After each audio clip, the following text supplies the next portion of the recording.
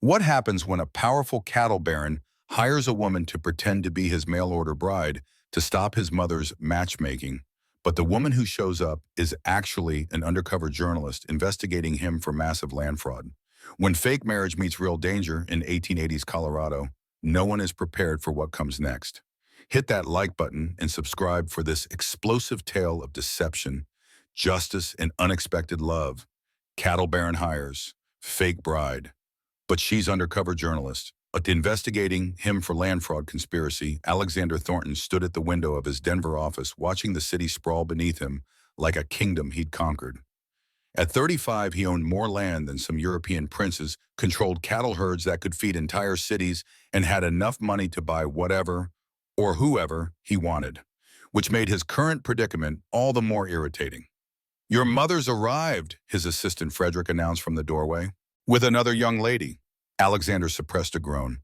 This would be the seventh potential bride his mother had imported from the East in the past 6 months, each one more desperate than the last to become Mrs. Alexander Thornton with access to his fortune and status. "Send them away. Tell them I'm in a meeting." "Sir, with respect, that excuse is wearing thin. Your mother is persistent." Persistent was a kind word for Eleanor Thornton. Relentless was more accurate. She'd moved to Denver 6 months ago with the express purpose of seeing her son married, and she attacked the project with the same ruthlessness that had built the Thornton empire. A knock at the door interrupted his thoughts. His mother swept in without waiting for permission, trailing a young woman who looked like she'd been ordered from a catalog, blonde, pretty vapid. "Alexander, darling, I'd like you to meet Miss Constance Wilmington. She's from a very good Baltimore family." Alexander barely glanced at the girl. "Mother, I've told you repeatedly that you're too busy for marriage." "Yes, darling, you've mentioned it several dozen times." Eleanor's smile could have cut glass. "Which is why I've taken the liberty of accepting the Vanderbilts' invitation on your behalf. Their ball is next month and you'll need a companion." "I'm not going to the Vanderbilts' ball." "Of course you are. It would be rude to decline now." Eleanor turned to the trembling Miss Wilmington. "Constance plays the piano beautifully. Don't you, dear?" The girl simpered, something Alexander didn't bother to hear. His mind was already working on a solution. His mother wouldn't stop until he was married. But what if he was already engaged, or better yet, married? "Mother, Miss Wilmington, if you'll excuse me, I have urgent business to attend to." After they left, Alexander called for Frederick. "I need you to place an advertisement. For more cattle buyers. For a wife. Or rather, someone to play my wife." Frederick's usually impassive face showed surprise. "Sir, a business arrangement. Someone to pretend to be my mail-order bride for 6 months. Long enough for my mother to give up and return to Boston. I'll pay handsomely." "Mr. Thornton, that seems efficient. Place the ad in the Chicago and New York papers. Be discreet. I want someone intelligent enough to play the part convincingly, but not someone who will get ideas about making it permanent." 2 weeks later, Alexander reviewed the responses. Most were obviously unsuitable, too eager, too desperate, or too clearly after his money permanently. But one letter stood out. "Victoria Hamilton," he read aloud. 28, educated at Vassar, speaks 3 languages. Currently employed as a governess but seeking a change in circumstances. The photograph showed an attractive woman with dark hair and intelligent eyes. But it was her postscript that sealed his decision. "I understand this is a business arrangement and have no interest in anything beyond the agreed-upon terms."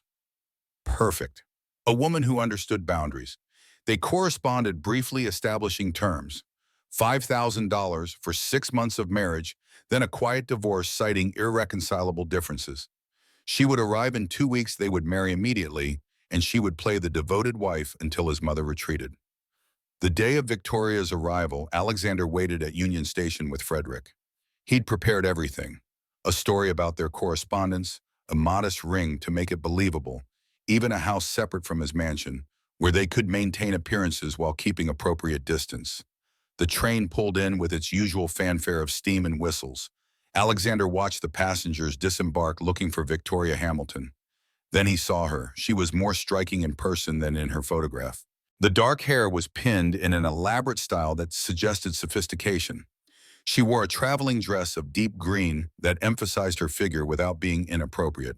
But it was her eyes that caught him, sharp, assessing, taking in everything around her with an intensity that seemed almost predatory.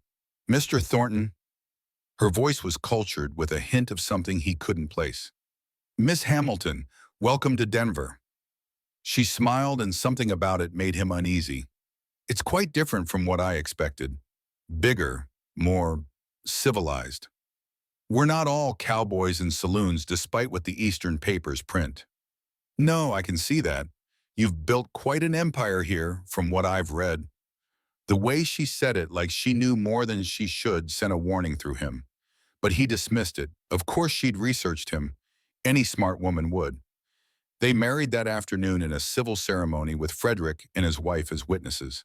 Victoria played her part perfectly. Demure but not simpering, affectionate but not overwhelming. When the judge pronounced them married, she lifted her face for the obligatory kiss, and Alexander found himself lingering longer than necessary, caught by the scent of her perfume and the softness of her lips. Well, she said softly as they parted, that was more pleasant than expected. The house he'd prepared for her was respectable, but not ostentatious. A three-story Victorian in a good neighborhood, far enough from his mansion to maintain privacy, but close enough to visit daily for appearances. This is lovely, Victoria said, exploring the rooms. Though I assume we won't actually be living as husband and wife. Correct, I have my own residence. I'll visit daily for appearances, escort you to necessary social functions. But otherwise you're free to do as you please. And your mother will be told we had a whirlwind courtship through letters and decided not to wait. She'll be suspicious but can't prove otherwise. Victoria unpinned her hat, setting it carefully on a table. Tell me about your business, Alexander. I should know details if I'm to be convincing. It was a reasonable request. Over dinner, he explained the broad strokes of his empire, the cattle ranches, the railroad investments, the mining interests.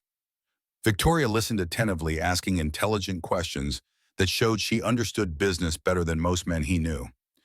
You're quite knowledgeable about commerce, he observed. My father was in business before he died. I helped with his books. She paused, sipping her wine. I've heard there's been some controversy about land acquisitions in Colorado, something about disputed claims. Alexander's expression hardened slightly. Business is always controversial when you're successful. Lesser men resent those who achieve what they cannot. Of course, I didn't mean to imply anything improper, but her eyes said differently, and again Alexander felt that unease. There was something about Victoria Hamilton that didn't quite fit. That evening after Alexander left, Victoria locked the door and went to her trunk.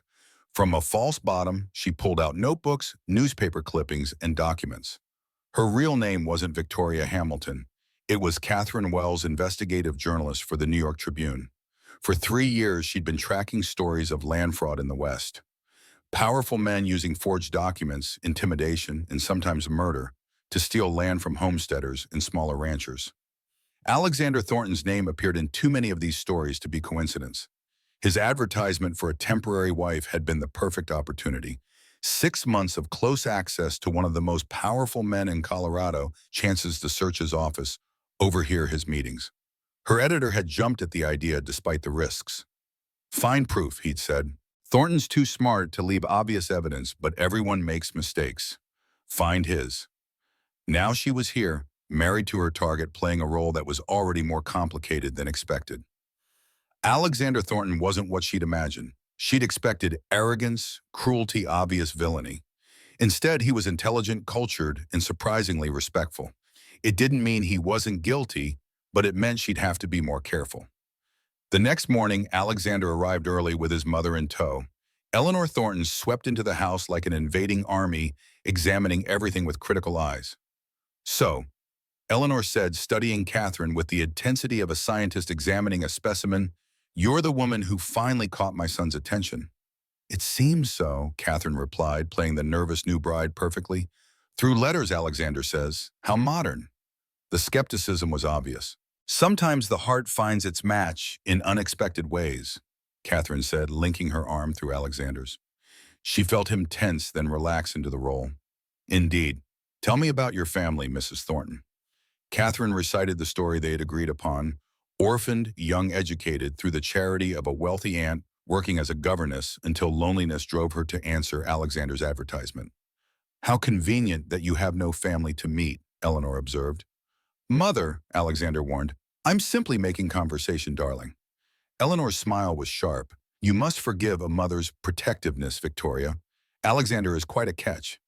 I'm sure you're aware of his assets. I'm aware that he's a good man who offered me a new life, Catherine said firmly. If I'd wanted only money, Mrs. Thornton, there were easier ways to obtain it than traveling across the country to marry a stranger. Eleanor looked surprised, then something like approval flickered in her eyes. Well, you have spine at least. That's something. After Eleanor left, Alexander turned to Catherine. That was well done. I've dealt with difficult women before. She'll be watching us closely. We'll need to be convincing. Then we should be seen together. In public. Often. Alexander agreed, and thus began their elaborate charade. They attended the opera, where Catherine's genuine knowledge of music impressed Denver's elite. They dined at the best restaurants, where Alexander found himself enjoying her conversation more than he'd anticipated. They rode through the city parks, Catherine handling her horse with skill that surprised him. You're full of surprises, Mrs. Thornton, he said one afternoon as they rode. As are you. You're not what I expected from a cattle baron. What did you expect? Someone rougher, less sophisticated. I wasn't always sophisticated. Money has a way of polishing rough edges. Tell me about before the money, Catherine prompted, genuinely curious. Alexander was quiet for a moment. My father was a small rancher, honest, hard-working, but not business-minded. He was cheated, lost in everything. Died broken. I swore I'd never be weak like him.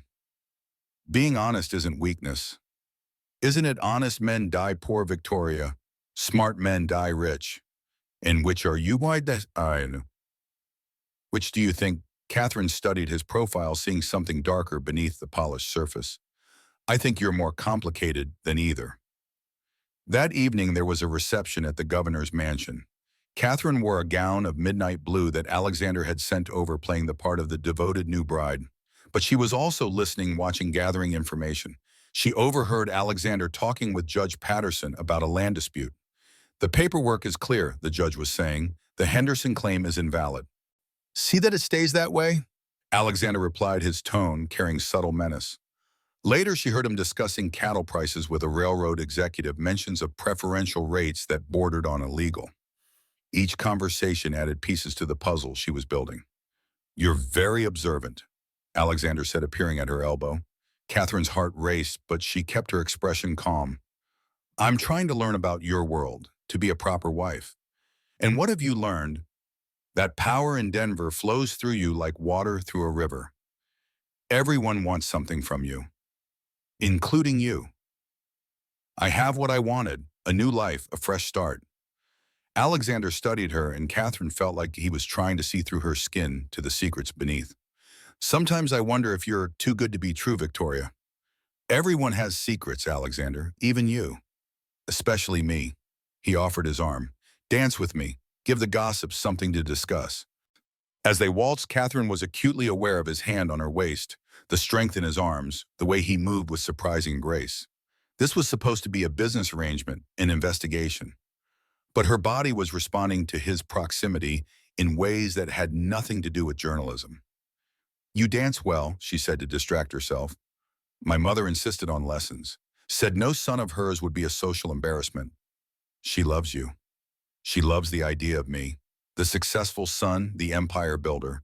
I'm not sure she'd love who I really am. And who are you really? Alexander's gray eyes met hers. Someone you should probably stay away from. The warning should have made Catherine more cautious. Instead, it intrigued her. Over the next week, she pushed boundaries, visiting his office unexpectedly, with lunch, attending business dinners, where wives weren't usually welcome, asking questions that danced along the edge of dangerous. Your wife is very interested in your business, Frederick observed one day when Catherine had just left the office. Too interested? Alexander asked. Perhaps. She asks unusual questions for a former governess. Alexander had noticed too. Victoria's understanding of contracts, land rights, and financial matters went far beyond what her supposed background would provide. But when he tested her with false information, she hadn't taken the bait, hadn't revealed any agenda beyond curiosity. Still, he had Frederick investigate her background. The report came back clean. Victoria Hamilton had indeed been a governess in New York, had attended Vassar, had no criminal record or suspicious connections. What Frederick's investigation didn't uncover was that Victoria Hamilton was a real person who died of pneumonia 2 years earlier, and Catherine had assumed her identity. Meanwhile, Catherine was getting closer to the truth. She'd managed to glimpse documents in Alexander's office that showed a pattern of land acquisitions just before railroad announcements suggesting inside information. She'd overheard a conversation about removing obstacles that sounded ominous, but she needed concrete proof, something that would stand up in court. The opportunity came during a party at Alexander's mansion. While the guests mingled, Catherine slipped away to his private study. The door was locked, but she'd learned to pick locks years ago while investigating a story about child labor in factories. Inside, she found files that made her blood run cold. Not just land fraud, but documentation of bribes, intimidation, and in 3 cases, what looked like orders for violence against homesteaders who wouldn't sell. The smoking gun was a ledger detailing payments to judges, senators, and even a federal marshal. She was photographing the documents with a small camera she'd hidden in her reticule when she heard footsteps. Quickly, she put everything back, but there was no time to leave. The door opened and Alexander walked in. For a moment, they stared at each other. Catherine's mind raced for an explanation. "I was looking for you," she said, injecting a note of hurt into her voice. "Miss Wilmington cornered me, said some rather cruel things about our marriage. I needed a moment alone." Alexander closed the door behind him. "My study door was locked." "Was it? It opened when I tried the handle." The lie came smoothly, but her heart was pounding. He moved closer, and Catherine realized how dangerous this man could be. She'd seen the documents, knew what he was capable of. Yet when he reached out to touch her face, his hand was gentle. "You're crying," he observed, and Catherine realized tears had indeed formed. From fear, not hurt. "She said I was obviously after your money, that everyone knew it was a business arrangement." "Isn't it?" Catherine looked up at him, making a decision that would change everything. "It was supposed to be." Alexander went very still. "And now I find myself thinking about you when you are not here, watching for your arrival, missing you when you leave." The words were meant to deflect suspicion, but Catherine was disturbed to find truth in them. "Victoria," Alexander's voice was rough, "this isn't what we agreed to." "I know." She stepped closer, playing a dangerous game, but agreements can change. He kissed her then, and it was nothing like their wedding kiss. This was passionate, demanding, dangerous. Catherine kissed him back, telling herself it was for the mission to maintain her cover. But when his hands tangled in her hair and he pressed her against the desk, she forgot about journalism, about investigation, about everything except the fire racing through her veins. "Alexander," she gasped when they broke apart. "Tell me to stop," he said against her neck. "Tell me this is a bad idea." She should have. Instead, she pulled his mouth back to hers. They were interrupted by Frederick knocking. "Mr. Thornton, the governor is asking for you." Alexander pulled away, both of them breathing hard. "We should return to the party." "Yes." But neither moved for a moment, staring at each other with a mixture of desire and confusion. "This changes things," Alexander said finally. "Everything." Catherine agreed, though they meant different things entirely. After the party, Alexander didn't go to his own mansion. He followed Catherine to the house he'd provided and for the first time stayed the night. They made love with a passion that surprised them both, as if they were trying to burn through the lies between them with physical truth. Afterward, as Catherine lay in his arms, she felt the full weight of her deception. This was no longer just an investigation. She was falling for the man she was supposed to destroy. "Tell me something true," Alexander said in the darkness. "What do you mean?" "We both know there are things we're not saying. Tell me one true thing about yourself." Catherine was quiet for a long moment. "I've been alone for so long, I'd forgotten what it felt like to be held. And being held by you feels like coming home." It was the most honest thing she had said since arriving in Denver. Alexander pulled her closer.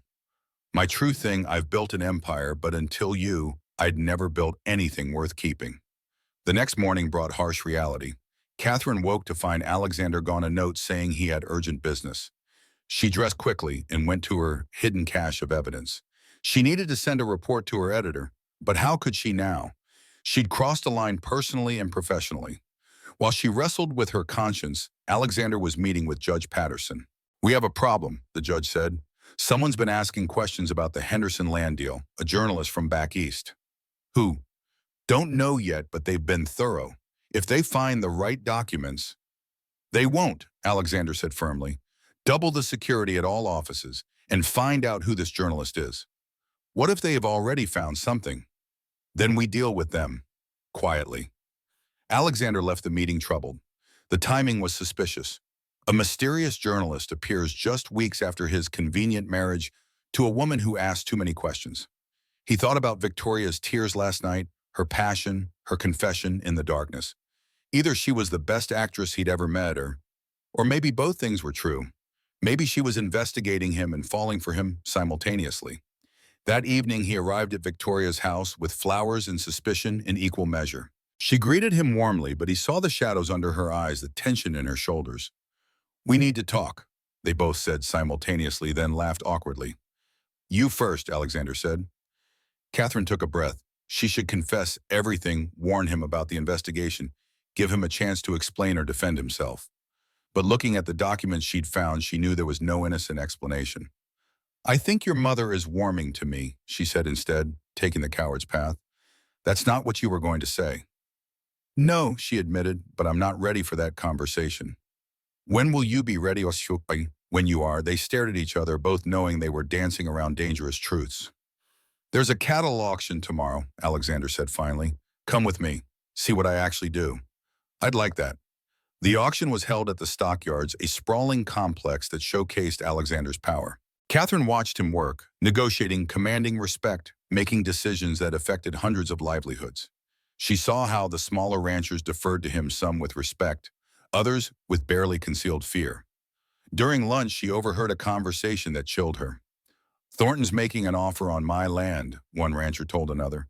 "Don't think it's optional." "Take it," his friend advised. "Remember what happened to Henderson." "Henderson had an accident." "Sure he did. An accident that happened right after he refused to sell." Catherine looked at Alexander across the yard, laughing with some buyers. Was he capable of murder? The documents suggested yes, but the man she'd come to know. That evening, as they returned to town, Alexander noticed her quietness. "The stockyards can be overwhelming," he said. "It's not that. Alexander, what happened to a man named Henderson?" His expression hardened. "Why do you ask?" "I overheard something. People seemed afraid. People fear what they don't understand. Henderson sold his land and moved to California, that's all." But Catherine had seen the death certificate in Alexander's files. Henderson had died in a fire 2 days after refusing to sell. The official cause was an accident, but the timing. "I need to go to the house," she said. "I'm not feeling well." Alexander studied her. "What's wrong, Victoria? And don't say nothing. You've been different all day." This is all moving so fast. Last night, today, I need time to think. About us. About everything." He dropped her at the house, but instead of leaving, he waited. Something was wrong, and his instincts, honed by years of dangerous deals, were screaming warnings. Inside, Catherine was packing. She had enough evidence to write the story to expose Alexander's crimes. But she also knew that once the story broke, he'd know she'd betrayed him. The smart thing was to leave now, tonight, before he discovered the truth. She was closing her trunk when the door opened. Alexander stood there, and in his hand were papers. Her real papers, the ones she'd hidden. "Catherine Wells," he read. "Investigative journalist, New York Tribune." His voice was deadly calm. "I had Frederick search your room while we were out. Imagine my surprise." "Alexander, I can explain." Can you explain how you've been lying to me from the moment you stepped off that train? How everything between us has been a lie?" "Not everything," Catherine said desperately. "Last night wasn't a lie. How I feel about you isn't a lie." "How you feel about me?" He laughed bitterly. "You've been gathering evidence to destroy me, and you claim to have feelings for me. Both things can be true." "No, they can't." He threw the papers at her feet. "I trusted you. For the first time in years, I let someone in, and you were using me. You're guilty of the things I've investigated. The land fraud, the bribes, Henderson. Henderson was an accident. Was it really? Alexander was silent for a moment. You want the truth? Fine. Yes, I've bent laws. Yes, I've forced sales. But I've never killed anyone. Henderson's death was convenient, but it wasn't my doing. The documents show payments to investigate him to pressure him, not to kill him. Alexander stepped closer. But you'd already decided I was guilty, hadn't you? Before you even met me. The evidence? The evidence shows I'm a ruthless businessman, not a murderer. He grabbed her arms. Do you really think I'm capable of that? After everything we've shared, do you think I could kill an innocent man? Catherine looked into his eyes, searching for truth. I don't know anymore. I don't know anything except that I've made a terrible mess of everything. That's the first honest thing you've said. He released her. You have 1 hour to leave Denver. After that, I can't protect you. Protect me from what? From the men who actually did kill Henderson. The ones who don't like journalists asking questions. His expression was grim. You've been investigating the wrong man, Catherine. I'm guilty of many things, but not murder. The real killers are still out there, and they know who you are now. Catherine stared at Alexander, her journalistic instincts warring with her emotional turmoil. If you're not responsible for Henderson's death, then who is Senator Morrison and his associates? They've been using my land deals as cover for their own activities. When someone refuses to sell to me, I walk away. When someone refuses them, he didn't need to finish. Why didn't you stop them?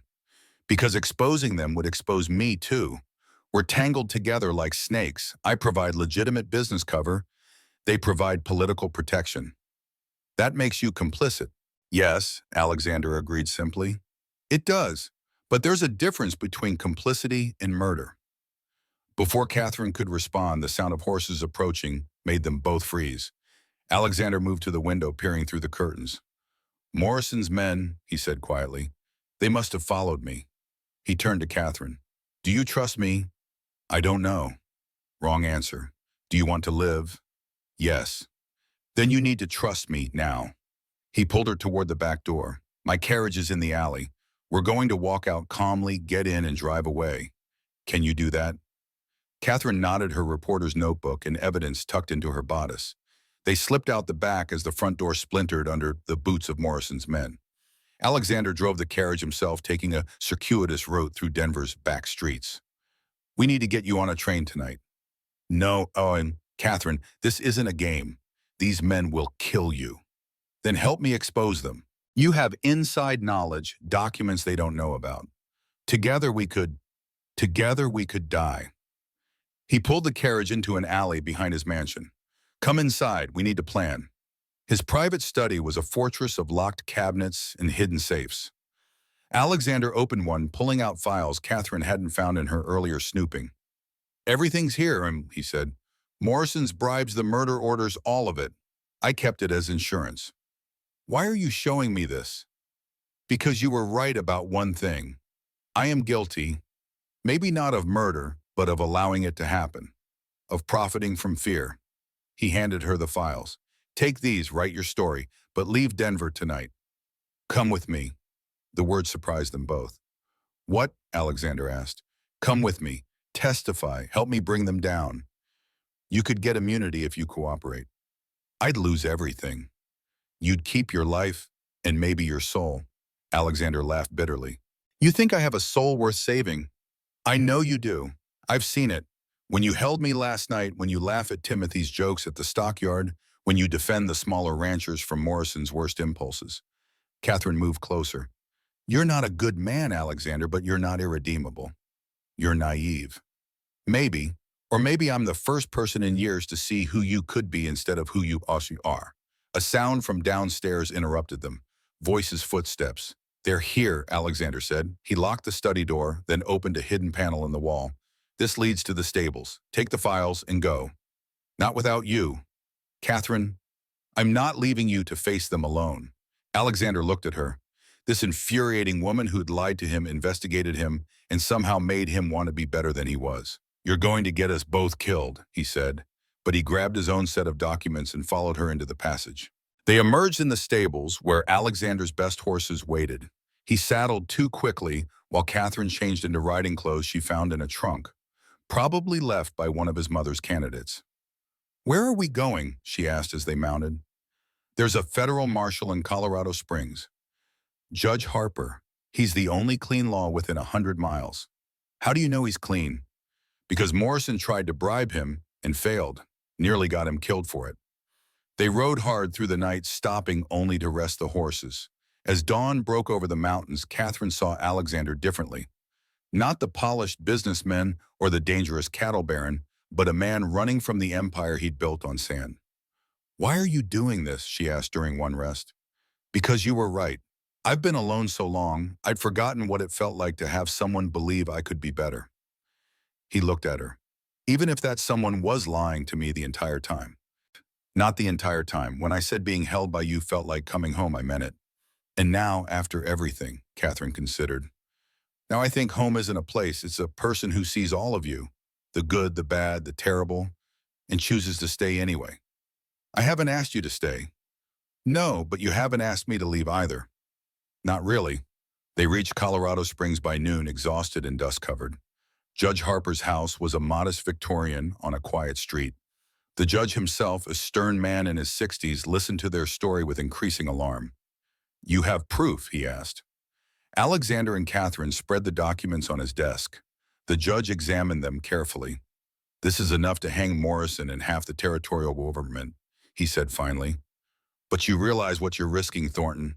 You will be finished in Colorado." "I'm finished anyway. At least this way I might sleep at night." "And you, Miss Wells, you understand Morrison has resources everywhere. Publishing this story will make you a target for life." "That's what journalism is, Judge. Comfort the afflicted and afflict the comfortable." Judge Harper smiled slightly. "Very well. I'll wire the federal authorities in Washington. They've been looking for concrete evidence against Morrison for years. This should do it." He paused. "But you'll both need to testify. Are you prepared for that?" Alexander and Catherine looked at each other. "We are," they said in unison. The judge put them in protective custody at a hotel adjoining rooms with a federal deputy on guard.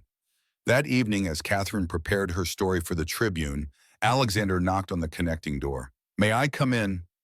She let him in, noting how different he looked. Disheveled, tired, but somehow younger, as if confession had lifted years from his face. "I need to say something," he began. "What's between us? The lies, the betrayal, all of it. I don't know if we can get past it." "I don't either," Catherine admitted, "but I want to try." He took her hands. "You came here to expose a monster and ended up saving a man. I don't know if that makes you a terrible journalist or an excellent human being. Both, probably." "Catherine, when this is over, when Morrison is arrested and your story is published, what then?" "I don't know. What do you want?" "I want to start over. Somewhere nobody knows either of us. Build something honest this time." He pulled her closer. "Build it with you if you'll have me." "You're proposing again." "I'm proposing for real this time. No contracts, no time limits, no laws." Catherine thought about the strange path that had brought them here. A fake marriage that became real, an investigation that became a love affair, enemies who became allies. "I came here to destroy you," she said. "And you did.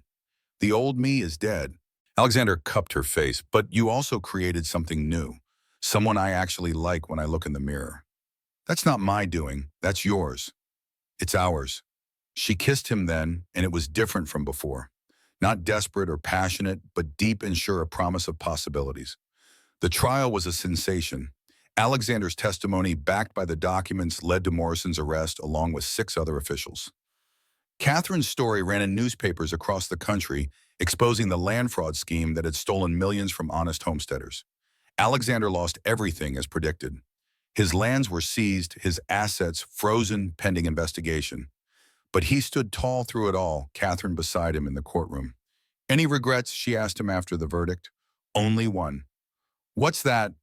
"That I didn't meet you before I became someone who needed exposing. If you hadn't become that person, we'd never have met at all." "Then I regret nothing." They left Colorado with nothing but the clothes on their backs and a small amount of money Catherine had saved. They went to San Francisco, where nobody knew them, where they could start fresh. Alexander found work at a shipping company using his business acumen for legitimate purposes. Catherine continued journalism but focused on social reform rather than investigations. They lived in a small apartment above a bakery, the smell of fresh bread replacing the scent of cattle and corruption. 1 year after their fake wedding, they married again. For real this time in a small church with only strangers as witnesses. Catherine wore a simple dress she'd sewn herself. Alexander had sold his last gold watch to buy her a ring. "Do you take this woman to be your lawfully wedded wife?" the minister asked. "I do, again, forever this time." "Do you take this man to be your lawfully wedded husband?" "I do, despite his many flaws." The minister looked confused but continued the ceremony. That evening in their tiny apartment, they danced to music drifting up from the street. "We could have been rich," Alexander said. "We could have been liars forever," Catherine countered. "Instead, we're poor and honest." "And happy," Alexander considered. "Yes, surprisingly impossibly happy." "Then we're richer than we ever were in Denver." 5 years later, Alexander had worked his way up to partner in the shipping firm, his business skills proving valuable when applied honestly. Catherine had become a respected journalist, her expose of the Morrison scandal having made her reputation. They had 2 children also by then, a boy named James after Alexander's honest father and a girl named Victoria, because Catherine said that even our lies led us to truth. One day a letter arrived from Denver. Eleanor Thornton, Alexander's mother, had tracked them down. "My darling son," she wrote, "I know what happened. All of it. I know what you sacrificed and why. I'm proud of you. Your father would be proud, too. You chose honor over empire. That's the son I raised, even if it took a fake wife to remind you of it." There was a check enclosed. Eleanor's own money, not from the tainted Thornton fortune. "We can't accept this," Catherine said. "We can, and we will. Consider it a wedding gift." 5 years late, they used the money to buy a small house with a garden where their children could play. Nothing grand, nothing like the mansion in Denver, but theirs honestly earned. Years passed. The Morrison scandal became history studied in law schools as an example of corruption exposed. Alexander testified at several more trials helping to clean up land fraud throughout the West. Catherine wrote books about their experience about the cost of ambition and the value of truth. On their 10th anniversary, the real one, not the fake one, they returned to Denver. The city had changed grown. Alexander's former empire had been broken up, sold to legitimate buyers. The mansion was now an orphanage. They stood outside the train station where Catherine had first arrived as Victoria Hamilton, fake bride to a cattle baron. "Would you do it again?" Alexander asked. "Knowing everything, every lie, every truth, every moment," Catherine said, "because it led us here, to Denver, to each other, to ourselves, to the life we built from the ashes of the one we burned down." An elderly woman approached them, Mrs. Patterson, who'd witnessed their first fake wedding. "Mr. and Mrs. Thornton, I heard you were back. You both look well." "It's Mr. and Mrs. Brennan now," Alexander said, using the name they'd adopted in San Francisco. "New name, same love," Mrs. Patterson said wisely. "I could see it, even then, you know. Even when you were pretending, the truth was there." After she left, Catherine laughed. "Were we that obvious? Apparently love shows even through lies." They visited Judge Harper, now retired, who greeted them warmly. "You two are legends here," he said. "The fake marriage that brought down an empire of corruption." "We prefer to think of it as the real marriage that just started badly," Catherine said. "However it started, you did the right thing. Both of you." That evening, they had dinner at the same restaurant where they'd first dined as supposed newlyweds. The maitre d' recognized them, seating them at the same table. "For old times' sake," he said with a wink. "Those old times nearly got us killed," Alexander reminded Catherine. "But they didn't. We survived. More than survived. We thrived. In spite of ourselves. Or because of ourselves. We were both broken, Alexander. You by ambition, me by righteousness. But broken things can be mended stronger than they were before." Philosophy from a journalist. Wisdom from experience. As they raised their glasses in a toast, Catherine thought about the strange journey that had brought them here. She'd come to Denver to expose a cattle baron's crimes, had married him as a lie, fallen in love with him, despite herself, and helped him destroy everything he'd built on corruption. In return, he'd saved her life, chosen truth over fortune, and loved her through betrayal and redemption. To fake marriages that become real, Alexander toasted. To cattle barons who find their souls, Catherine countered. To journalists who save the men they come to destroy. To second chances and new beginnings. To us, they said together and drank. Later, walking through the Denver streets under stars that didn't care about their complicated history, Alexander pulled Catherine close. I have a confession, he said. Another one I don't think my heart can take more revelations. This one's good. I knew you were investigating me from the second week. Catherine stopped walking. What? Your questions were too specific, too informed. You knew things only someone with inside information would know. Then why didn't you expose me? Because you fascinated me. This beautiful, brilliant woman willing to risk everything for truth. I'd never met anyone like you. So you let me investigate you. I let myself fall in love with you. The investigation was just foreplay. Catherine hit him laughing. You impossible man. You could have saved us both so much trouble. Where's the fun in that? Besides, would you have believed me if I'd just confessed everything up front? No, she admitted. I had to see for myself who you really were. And who am I really, a good man who lost his way and found it again. My husband. My home. And you, who are you really? A woman who came looking for a story and found a life. Your wife. Your conscience. Your heart. They kissed under the Denver stars, no longer the cattle baron and the fake bride, but simply Alexander and Catherine, two people who'd found truth and lies, love and deception and redemption in each other's arms.